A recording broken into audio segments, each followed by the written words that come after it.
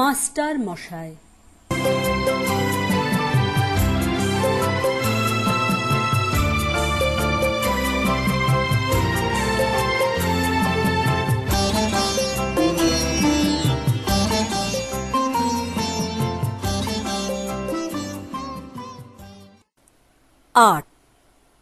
একদিন সন্ধ্যার পর হরলাল আপিস হইতে ফিরিয়া আসিয়া দেখিল তাহার একতলার ঘরে অন্ধকারে কে একজন বসিয়া আছে।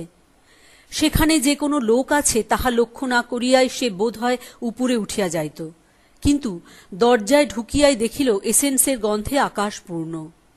ঘরে প্রবেশ করিয়া হরলাল জিজ্ঞাসা করিল, কে মশায়? বেনু বলিয়া উঠিল, মাস্টার মশায়, আমি। হরলাল কহিল, এ কি ব্যাপার, কখন আসিয়াছ? বেনু কহিল, অনেকক্ষণ আসিয়াছি। আপনি যে এত দেরি করিয়া আপিস হইতে ফেরেন তাহা তো আমি জানিতাম না।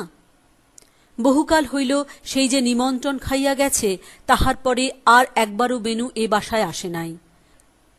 বলা নাই, কহা নাই, আজ হঠাৎ এমন করিয়া সে যে সন্ধ্যার সময় এই অন্ধকার ঘরের মধ্যে অপেক্ষা করিয়া বসিয়া আছে, ইহাতে হরলালের মন উদ্বিগ্ন হইয়া উঠিল। উপরের ঘরে গিয়া বাতি জ্বালাইয়া দুইজনে বসিল। হরলাল জিজ্ঞাসা করিল, সব ভালো তো? কিছু বিশেষ খবর আছে? বেনু কহিল, পড়াশোনা ক্রমে তাহার পক্ষে বড়ই একঘেয়ে হইয়া আসিয়াছে। কাহাতক সে বৎসরের পর বৎসর ওই সেকেন্ড ইয়ারেই আটকা পড়িয়া থাকে। তাহার চেয়ে অনেক বয়সে ছোট ছেলের সঙ্গে তাহাকে একসঙ্গে পড়িতে হয়। তাহার বড় লজ্জা করে, কিন্তু বাবা কিছুতেই বোঝেন না। হরলাল জিজ্ঞাসা করিল, তোমার কি ইচ্ছা? বেনু কহিল, তাহার ইচ্ছা সে বিলাত যায়, ব্যারিস্টার হইয়া আসে।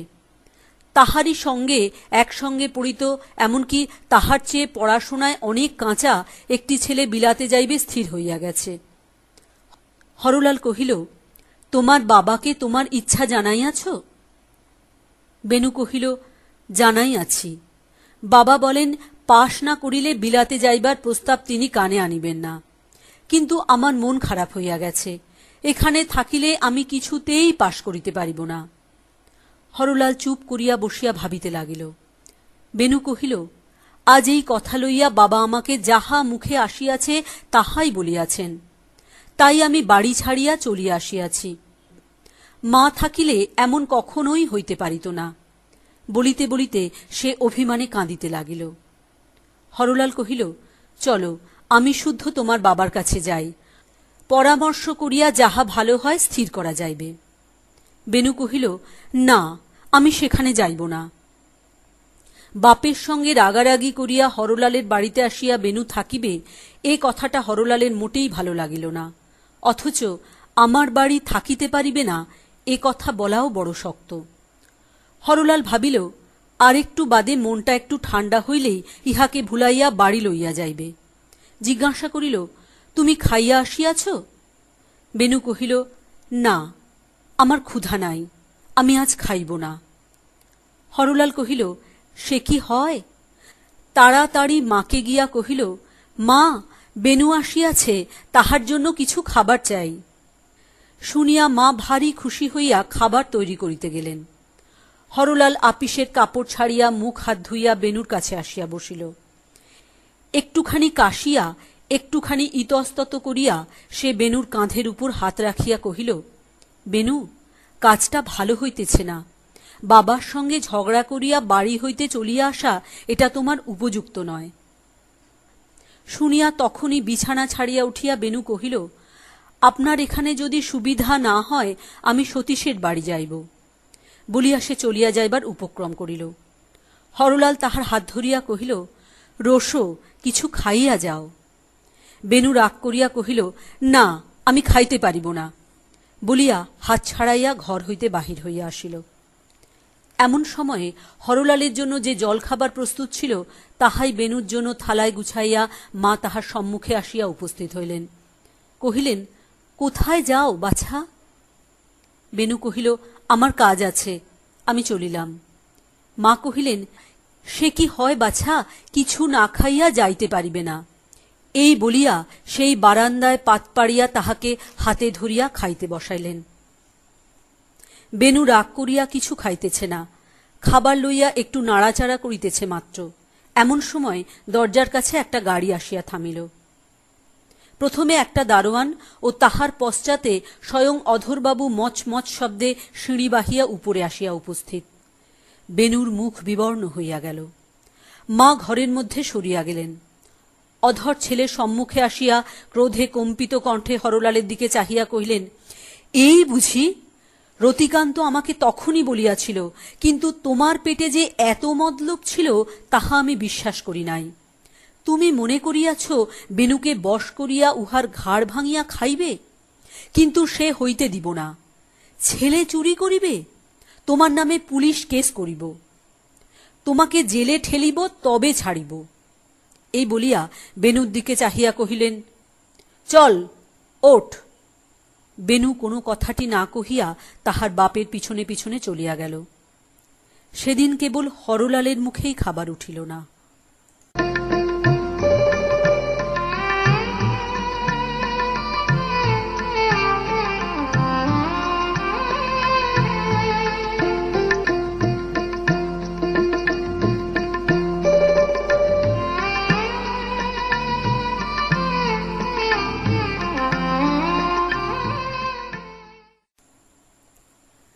নয়।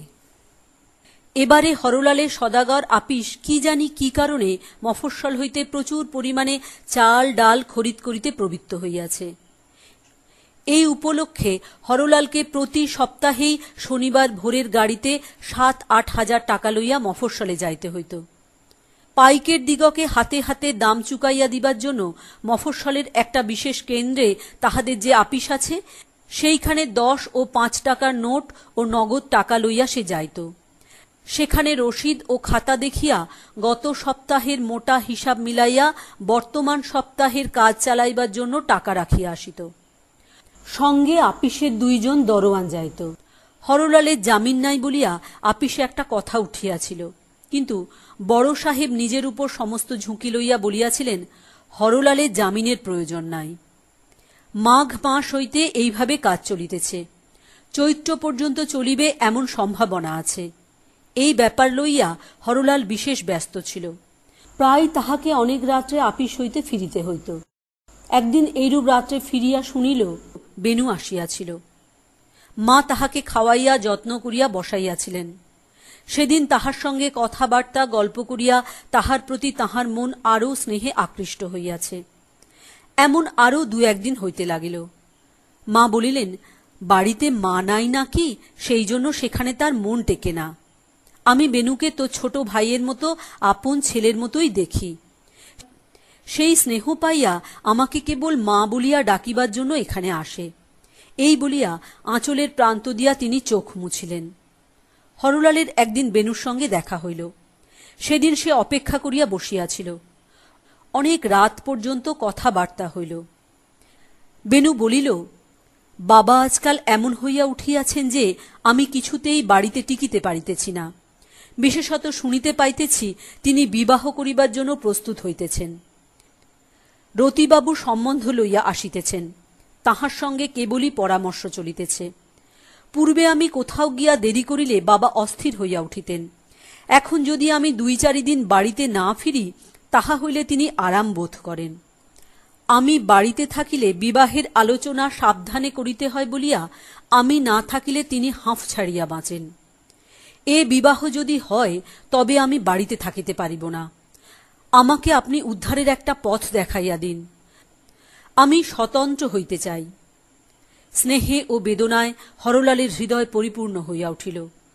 সংকটের সময় আর সকলকে ফেলিয়া বেনু যে তাহার সেই মাস্টার মশায়ের কাছে আসিয়াছে, ইহাতে কষ্টের সঙ্গে সঙ্গে তাহার আনন্দ হইল। কিন্তু মাস্টার মশায়ের কতটুকুই বা সাধ্য আছে? বেনু কহিল, যেমন করিয়া হোক বিলাতে গিয়া ব্যারিস্টার হইয়া আসিলে এই বিপদ হইতে পরিত্রাণ পাই। হরলাল কহিল, অধরবাবু কি যাইতে দিবেন? বেনু কহিল, আমি চলিয়া গেলে তিনি বাঁচেন, কিন্তু টাকার উপরে যেরকম মায়া, বিলাতের খরচ তাহার কাছ হইতে সহজে আদায় হইবে না, একটু কৌশল করিতে হইবে। হরলাল বেনুর বিজ্ঞতা দেখিয়া হাসিয়া কহিল, কি কৌশল? বেনু কহিল, আমি হ্যান্ড নোটে টাকা ধার করিব।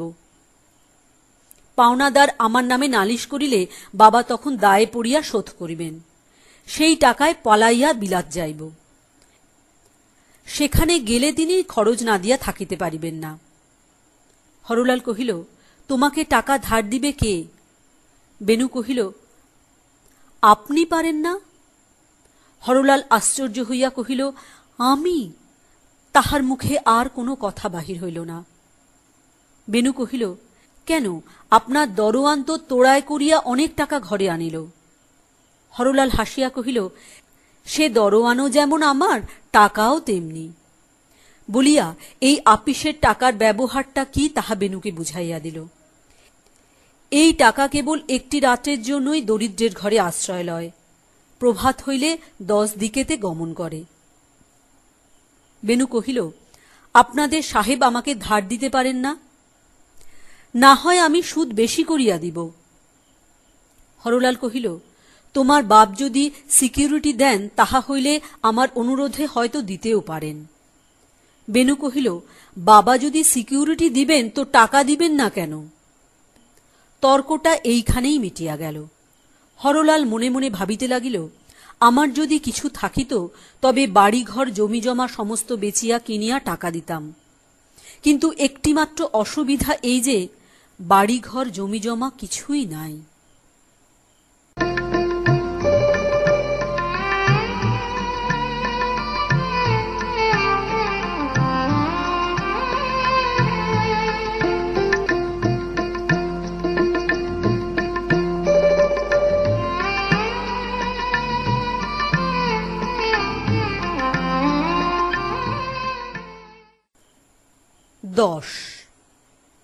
একদিন শুক্রবার রাত্রে হরলালের বাসার সম্মুখে জুড়ি গাড়ি দাঁড়াইল।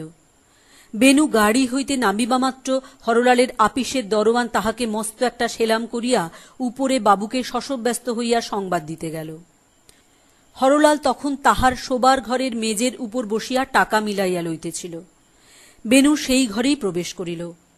আজ তাহার বেশ কিছু নূতন ধরনের শৌখিন ধুতি চাদরের বদলে নধর শরীরে পার্সি কোট ও প্যান্টলুন আঁটিয়া মাথায় ক্যাপ পরিয়া আসিয়াছে। তাহার 2 হাতের আঙুলে মণিমুক্তার আংটি ঝকমক করিতেছে। গলা হইতে লম্বিত মোটা সোনার চেনে আবদ্ধ ঘড়ি বুকের পকেটে নিবিষ্ট।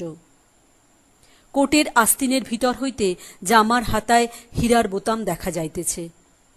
হরলাল টাকা গোনা বন্ধ করিয়া আশ্চর্য হইয়া কহিল, এ কি ব্যাপার, এত রাত্রে এ বেশে যে? বেনু কহিল, পরশু বাবার বিবাহ, তিনি আমার কাছে তাহা গোপন করিয়া রাখিয়াছেন, কিন্তু আমি খবর পাইয়াছি।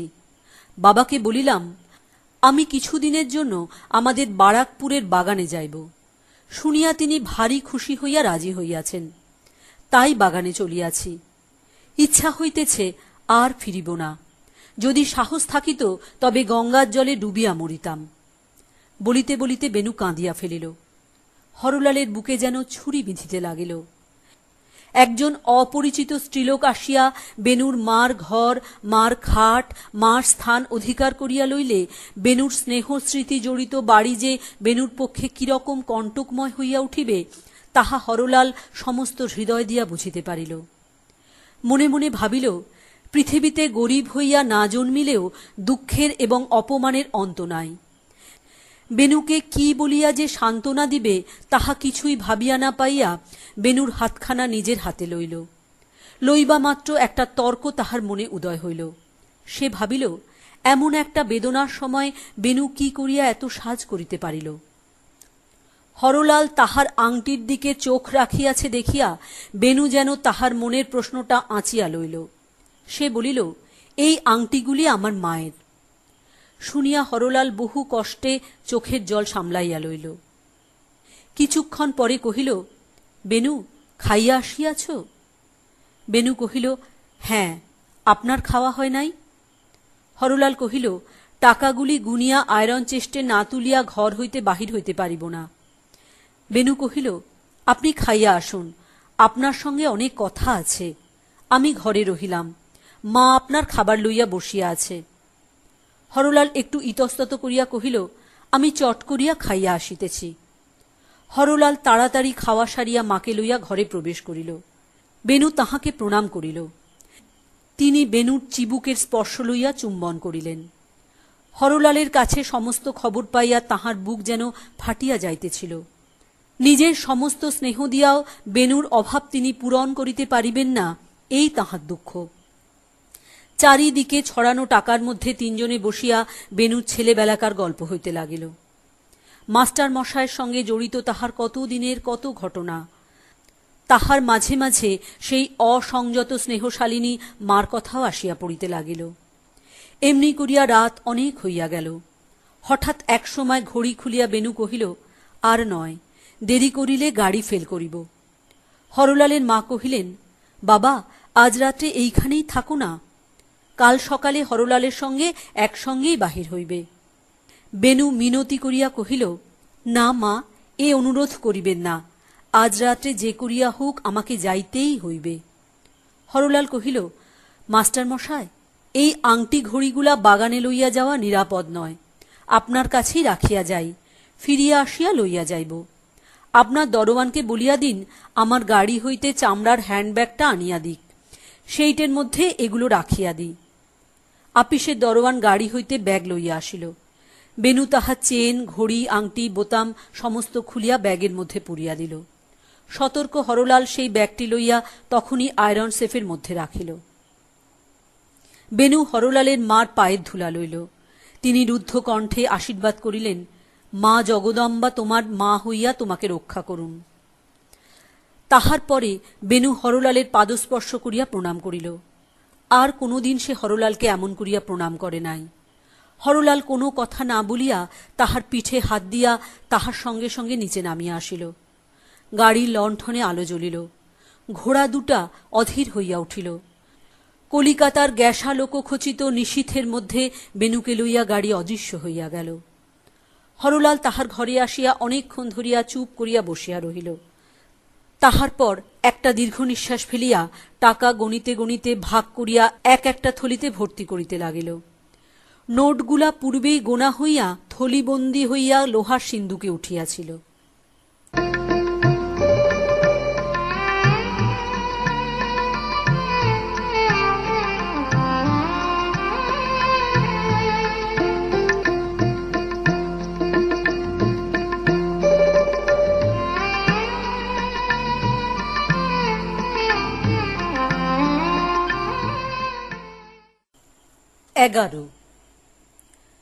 লোহার সিন্দুকের চাবি মাথার বালিশের নিচে রাখিয়া সেই টাকার ঘরেই হরলাল অনেক রাত্রে শয়ন করিল। ভালো ঘুম হইল না।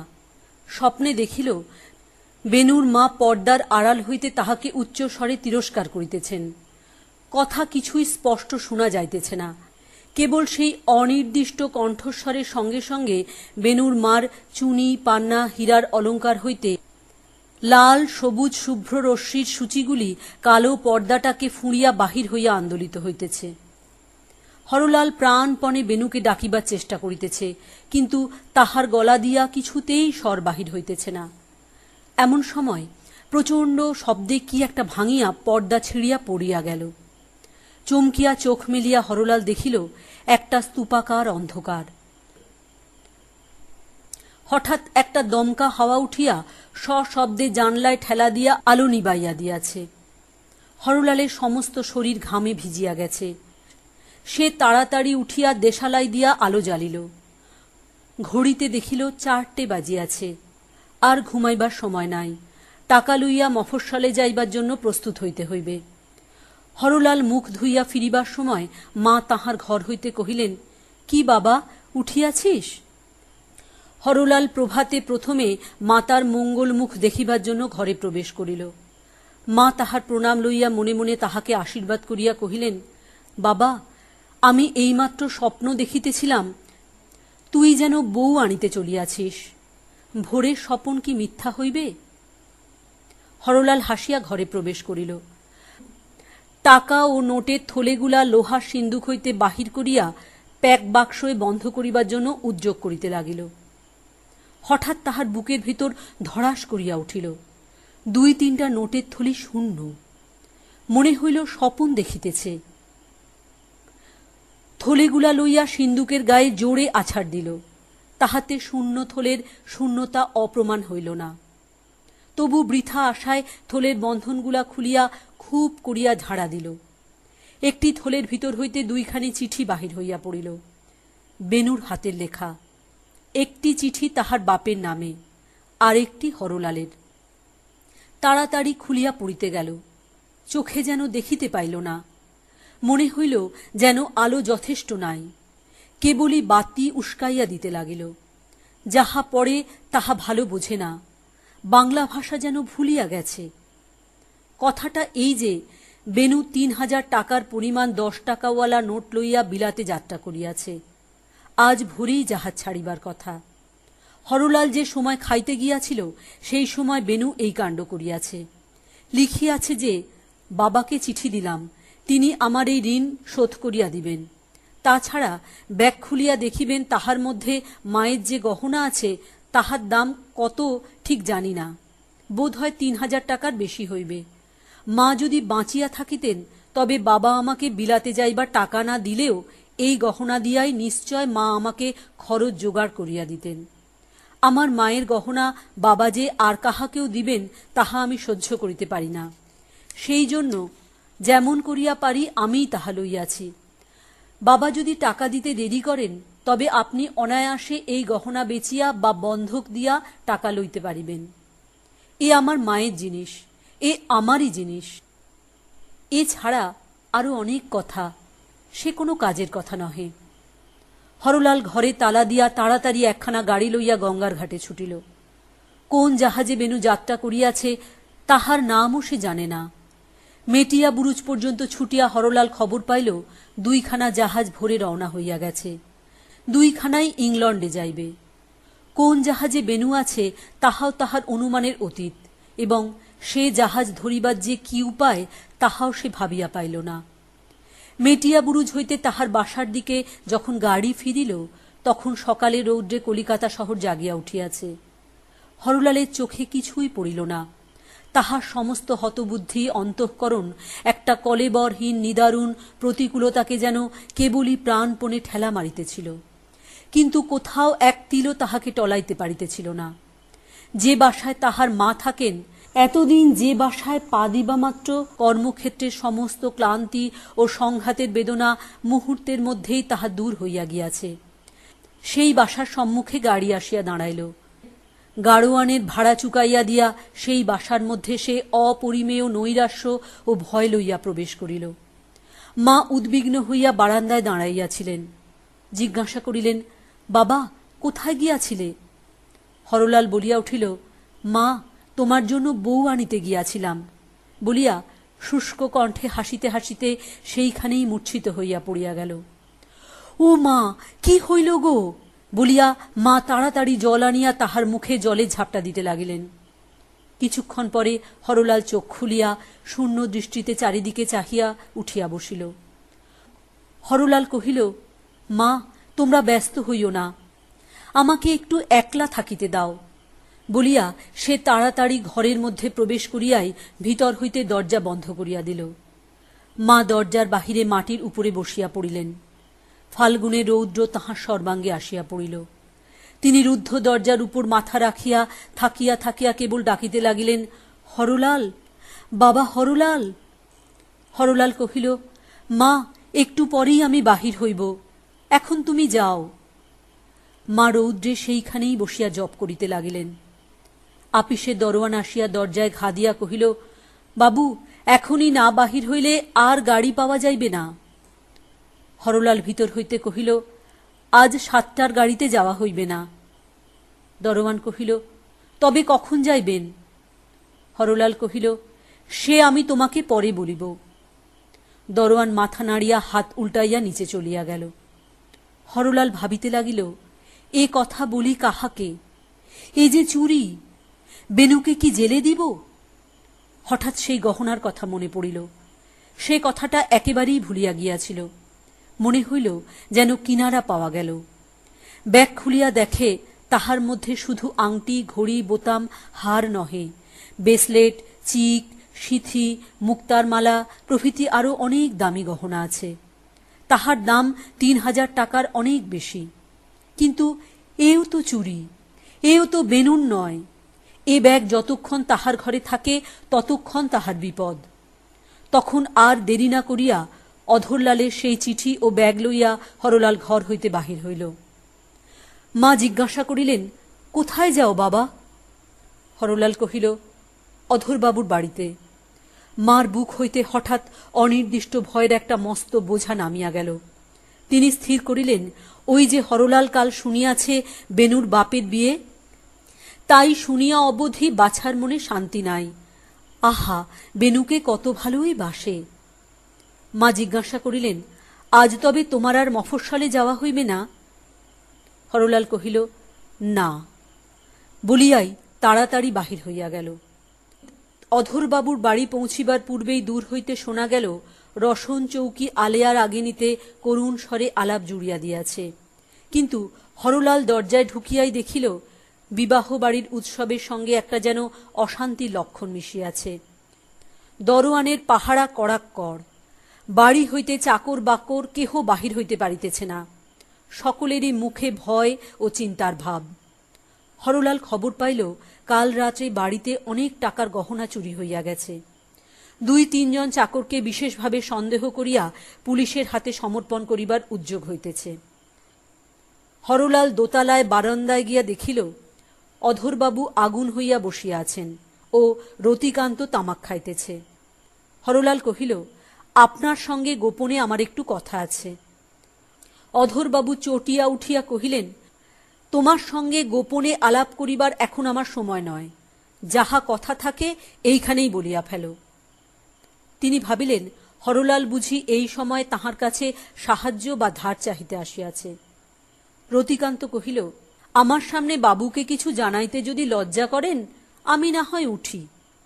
অধর বিরক্ত হইয়া কহিলেন, আহ, বসো না। হরলাল কহিল, কাল রাত্রে বেনু আমার বাড়িতে এই ব্যাগ রাখিয়া গেছে। অধর, ব্যাগে কি আছে? হরলাল ব্যাগ খুলিয়া অধরবাবুর হাতে দিল। অধর, মাস্টারে ছাত্রে মিলিয়া বেশ কারবার খুলিয়াছ তো। জানিতে এ চোরাই মাল বিক্রি করিলে ধরা পড়িবে, তাই আনিয়া দিয়াছ। মনে করিতেছ সাধুতার জন্য বকশিস পাইবে। তখন হরলাল অধরের পত্রখানা তাহার হাতে দিল। পড়িয়া তিনি আগুন হইয়া উঠিলেন। বলিলেন, আমি পুলিশে খবর দিব। আমার ছেলে এখনো সাবালক হয় নাই, তুমি তাহাকে চুরি করিয়া বিলাতে পাঠাইয়াছ। হয়তো 500 টাকা ধার দিয়া 3000 টাকা লিখাইয়া লইয়াছ। এ ধার আমি শুধিব না। হরলাল কহিল, আমি ধার দিই নাই। অধর কহিল, তবে সে টাকা পাইল কোথা হইতে? তোমার বাক্স ভাঙিয়া চুরি করিয়াছে? হরলাল সে প্রশ্নের কোনো উত্তর দিল না। রতিকান্ত টিপিয়া টিপিয়া কহিল, ওকে জিজ্ঞাসা করুন না 3000 টাকা কেন, 500 টাকাও উনি কি কখনো চক্ষে দেখিয়াছেন? যাহা হোক, গহনা চুরির মীমাংসা হওয়ার পরেই বেনুর বিলাত পালানো লইয়া বাড়িতে একটা হুলুস্থুল পড়িয়া গেল। হরলাল সমস্ত অপরাধের ভার মাথায় করিয়া লইয়া বাড়ি হইতে বাহির হইয়া আসিল। রাস্তায় যখন বাহির হইল তখন তাহার মন যেন অসাড় হইয়া গেছে। ভয় করিবার এবং ভাবনা করিবারও শক্তি তখন ছিল না। এই ব্যাপারের পরিণাম যে কি হইতে পারে মন তাহা চিন্তা করিতেও চাহিল না। গলিতে প্রবেশ করিয়া দেখিল তাহার বাড়ির সম্মুখে একটা গাড়ি দাঁড়াইয়া আছে। চমকিয়া উঠিল। হঠাৎ আশা হইল বেনু ফিরিয়া আসিয়াছে। নিশ্চয় বেনু। তাহার বিপদ যে সম্পূর্ণ নিরুপায় রূপে চূড়ান্ত হইয়া উঠিবে এ কথা সে কোনো মতেই বিশ্বাস করিতে পারিল না। তাড়াতাড়ি গাড়ির কাছে আসিয়া দেখিল গাড়ির ভিতরে তাহাদের আপিসের একজন সাহেব বসিয়া আছে। সাহেব হরলালকে দেখিয়াই গাড়ি হইতে নামিয়া তাহার হাত ধরিয়া বাড়িতে প্রবেশ করিল। জিজ্ঞাসা করিল, আজ মফস্বলে গেলে না কেন? আপিসের দরোয়ান সন্দেহ করিয়া বড় সাহেবকে গিয়া জানাইয়াছে, তিনি ইহাকে পাঠাইয়াছেন। হরলাল বলিল, 3000 টাকার নোট পাওয়া যাইতেছে না। সাহেব জিজ্ঞাসা করিল, কোথায় গেল? হরলাল জানি না এমন উত্তরও দিতে পারিল না, চুপ করিয়া রহিল। সাহেব কহিল, টাকা কোথায় আছে দেখিব, চলো। হরলাল তাহাকে উপরের ঘরে লইয়া গেল। সাহেব সমস্ত গনিয়া চারিদিক খুঁজিয়া পাতিয়া দেখিল। বাড়ির সমস্ত ঘর তন্ন তন্ন করিয়া অনুসন্ধান করিতে লাগিল। এই সমস্ত ব্যাপার দেখিয়া মা আর থাকিতে পারিলেন না। তিনি সাহেবের সামনেই বাহির হইয়া ব্যাকুল হইয়া জিজ্ঞাসা করিলেন, ওরে হরলাল, কি হইল রে? হরলাল কহিল, মা, টাকা চুরি গেছে। মা কহিলেন, চুরি কেমন করিয়া যাইবে? হরলাল, এমন সর্বনাশ কে করিল? হরলাল কহিল, মা, চুপ করো। সন্ধান শেষ করিয়া সাহেব জিজ্ঞাসা করিল, এ ঘরে রাত্রে কে ছিল? হরলাল কহিল, দ্বার বন্ধ করিয়া আমি একলা শুইয়াছিলাম, আর কেহ ছিল না। সাহেব টাকাগুলা গাড়িতে তুলিয়া হরলালকে কহিল, আচ্ছা, বড় সাহেবের কাছে চলো। হরলালকে সাহেবের সঙ্গে চলিয়া যাইতে দেখিয়া মা তাহাদের পথ রোধ করিয়া কহিল, সাহেব, আমার ছেলেকে কোথায় লইয়া যাইবে? আমি না খাইয়া এ ছেলে মানুষ করিয়াছি। আমার ছেলে কখনোই পরের টাকায় হাত দিবে না। সাহেব বাংলা কথা কিছু না বুঝিয়া কহিল, আচ্ছা আচ্ছা। হরলাল কহিল, মা, তুমি কেন ব্যস্ত হইতেছ? বড় সাহেবের সঙ্গে দেখা করিয়া আমি এখনই আসিতেছি। মা উদ্বিগ্ন হইয়া কহিলেন, তুই যে সকাল থেকে কিছুই খাস নাই। সে কথার কোনো উত্তর না দিয়া হরলাল গাড়িতে উঠিয়া চলিয়া গেল। মা মেজের উপর লুটাইয়া পড়িয়া রহিলেন। বড় সাহেব হরলালকে কহিলেন, সত্য করিয়া বলো, ব্যাপারখানা কি? হরলাল কহিল, আমি টাকা লই নাই। বড় সাহেব, সে কথা আমি সম্পূর্ণ বিশ্বাস করি, কিন্তু তুমি নিশ্চয় জানো কে লইয়াছে। হরলাল কোনো উত্তর না দিয়া মুখ নিচু করিয়া বসিয়া রহিল। সাহেব, তোমার জ্ঞাতসারে এ টাকা কেহ লইয়াছে? হরলাল কহিল, আমার প্রাণ থাকিতে আমার জ্ঞাতসারে এ টাকা কেহ লইতে পারিত না। বড় সাহেব কহিল, দেখো হরলাল, আমি তোমাকে বিশ্বাস করিয়া কোনো জামিন না লইয়া এই দায়িত্বের কাজ দিয়াছিলাম। আপিসের সকলেই বিরোধী ছিল। ৩,০০০ টাকা কিছুই বেশি নয়, কিন্তু তুমি আমাকে বড় লজ্জাতেই ফেলিবে। আজ সমস্ত দিন তোমাকে সময় দিলাম, যেমন করিয়া পারো টাকা সংগ্রহ করিয়া আনো, তাহা হইলে এ লইয়া কোনো কথা তুলিব না। তুমি যেমন কাজ করিতেছ তেমনি করিবে। এই বলিয়া সাহেব উঠিয়া গেলেন। তখন বেলা 11টা হইয়া গেছে।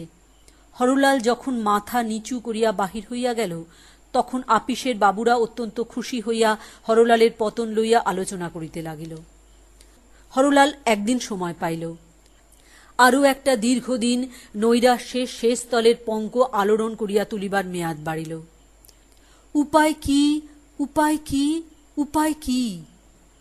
এই ভাবিতে ভাবিতে সেই রৌদ্রে হরলাল রাস্তায় বেড়াইতে লাগিল। শেষে উপায় আছে কিনা সে ভাবনা বন্ধ হইয়া গেল, কিন্তু বিনা কারণে পথে ঘুরিয়া বেড়ানো থামিল না। যে কলিকাতা হাজার হাজার লোকের আশ্রয়স্থল, তাহাই এক মুহূর্তে হরলালের পক্ষে একটা প্রকাণ্ড ফাঁসকলের মতো হইয়া উঠিল। ইহার কোনো দিকে বাহির হইবার কোনো পথ নাই। সমস্ত জনসমাজ এই অতি ক্ষুদ্র হরলালকে চারিদিকে আটক করিয়া দাঁড়াইয়াছে। কেহ তাহাকে জানেও না এবং তাহার প্রতি কাহারও মনে কোনো বিদ্বেষও নাই, কিন্তু প্রত্যেক লোকেই তাহার শত্রু। অথচ রাস্তার লোক তাহার গা ঘেঁষিয়া তাহার পাশ দিয়া চলিয়াছে।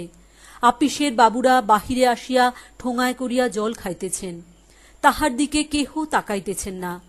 ময়দানের ধারে অলস পথিক মাথার নিচে হাত রাখিয়া একটা পায়ের উপর আর একটা পা তুলিয়া গাছের তলায় পড়িয়া আছে।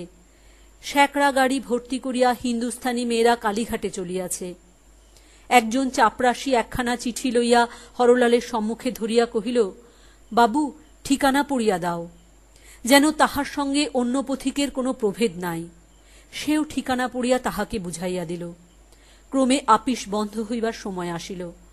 বাড়িমুখ গাড়িগুলো আপিস মহলে নানা রাস্তা দিয়া ছুটিয়া বাহির হইতে লাগিল। আপিসের বাবুরা ট্রাম ভর্তি করিয়া থিয়েটারের বিজ্ঞাপন পড়িতে পড়িতে বাসায় ফিরিয়া চলিল। আজ হইতে হরলালের আপিস নাই, আপিসের ছুটি নাই, বাসায় ফিরিয়া যাইবার জন্য ট্রাম ধরিবার কোনো তাড়া নাই। শহরের সমস্ত কাজকর্ম, বাড়িঘর, গাড়ি জুড়ি, আনাগোনা হরলালের কাছে কখনো বা অত্যন্ত উৎকট সত্যের মতো দাঁত মেলিয়া উঠিতেছে। কখনো বা একেবারে বস্তুহীন স্বপ্নের মতো ছায়া হইয়া আসিতেছে। আহার নাই, বিশ্রাম নাই, আশ্রয় নাই।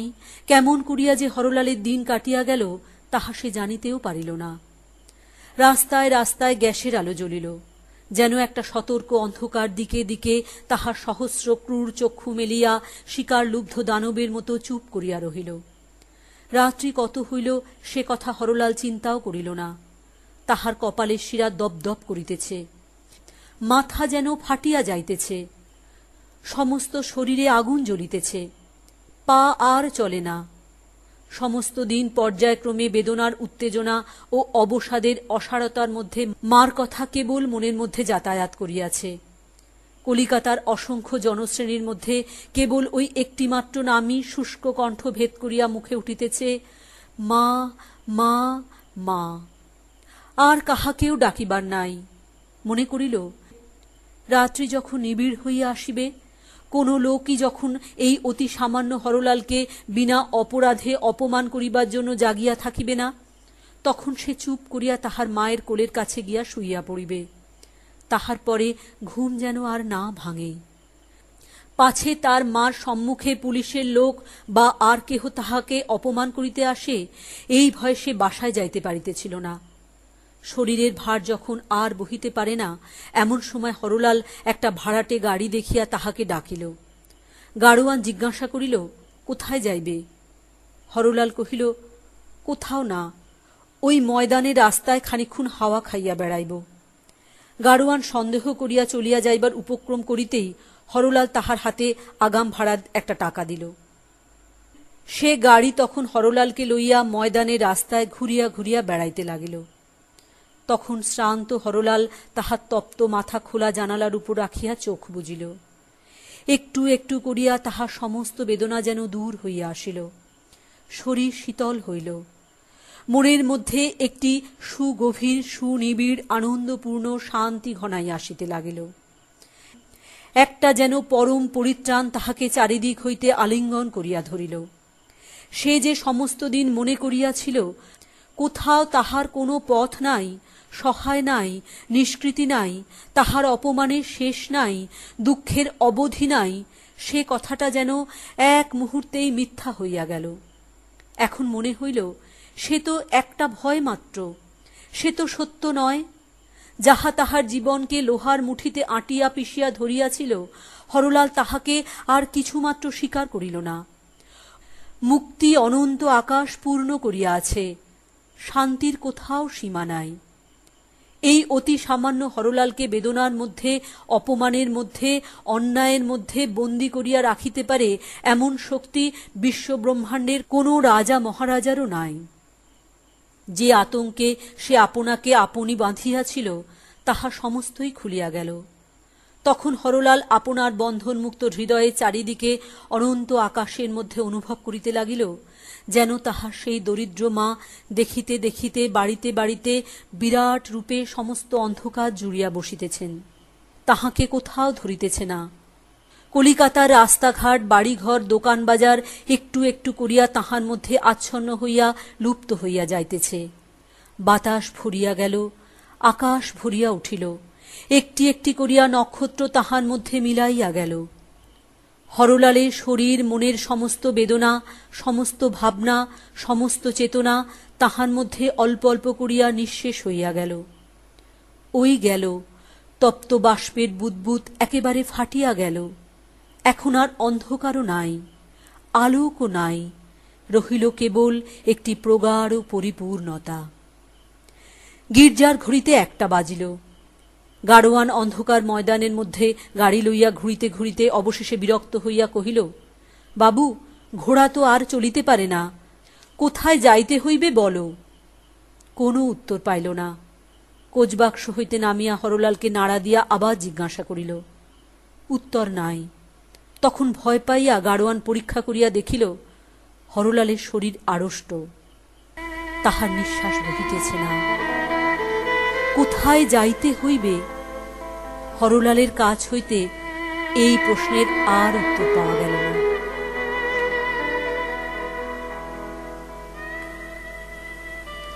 আষাঢ় থেকে শ্রাবণ, 1314 সাল।